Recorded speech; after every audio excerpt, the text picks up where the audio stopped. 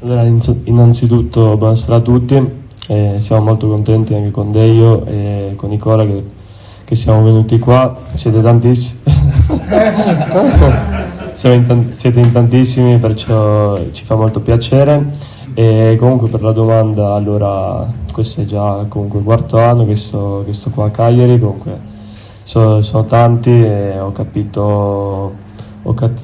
quanto la gente ci tiene a Cagliari tutto, quindi la gente sia fuori che dentro lo staff così mi ha trasmesso molto e perciò anch'io sono convinto di dare sempre il massimo di me stesso. Poi come hai detto tu sicuramente ci sono dei momenti sì, dei momenti no, ho trovato anche spazio col mister